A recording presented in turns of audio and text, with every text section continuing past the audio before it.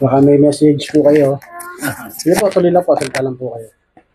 Hello po, ako po si Julian Galamay Constantino na tatay po ni Princess Nicole na may sakit pong epilepsy. Ako po ay lubos na nagpapasalamat po sa Elite na Eagles Club na tumulong po at tumulong sa aming anak. Sana po hindi po kayo nagsasawang tumulong sa kagaya po namin na nangangailangan. Maraming salamat po. Salamat po. So, ito po yung mga lods. Ayan po yun siya.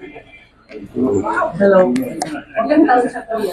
Magto 5 years old po ito ng July 7. Mas Maganda pa sa mas matanda po ito. Magto 3 years old po nitong area. mas panganay pala siya kaysa dito sa batang to ng isa. So, bali magkapatid po sila. So, yun. Okay na. Okay po, sana makakuha.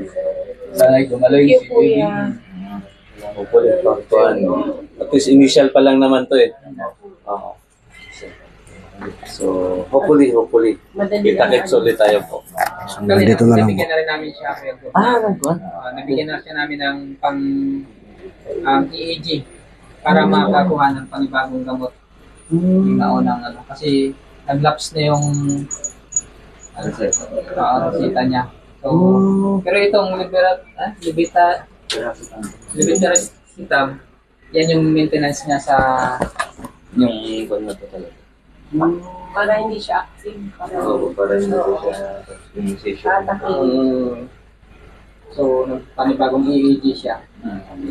Sa isang araw, ilang beses siya nagsisession?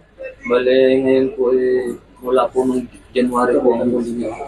Buti naman. Kasi sa kukontrol ka na.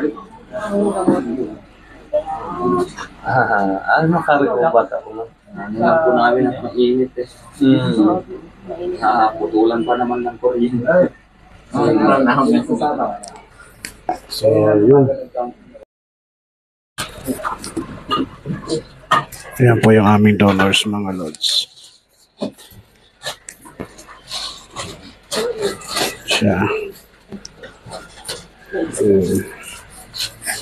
Ayan po.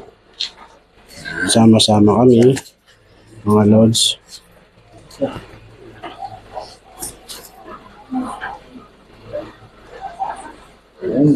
Okay. Baka may message po kayo. Sige po, tuloy lang po. Salita lang po kayo. Hello po, ako po si Julian Galamay Constantino na tatay po ni Princess Nicole na may sakit pong epilepsy. Ako po ay lubos na nagpapasalamat po sa Elite na Eagles Club na tumulong po at tumulong sa aming anak. Sana po hindi po kayo nagsasawang tumulong sa kagaya po namin na nangangailangan. Maraming salamat po. Salamat po. So, ito po yung mga lods. Ayan po yun siya. Hello. Ilang taon siya kuya? Magto 5 years old po ito ng July 7. Mas Maganda pa sa mas matanda po ito. Magto 3 years old po nitong area. mas panganay pala siya kaysa dito sa batang to ng isa. So, bali magkapatid po sila. So, yun. Okay na. Okay po, sana makakuha. Sana gumaling si baby. Hopefully, pagkuhan. At least initial pa lang naman to eh. So, hopefully. Kita-kits ulit tayo po. So, nandito na lang po. Nabigyan na rin namin siya. Nagkuhan? Nabigyan na siya namin ng pang EEG para makakuha ng panibagong gamot.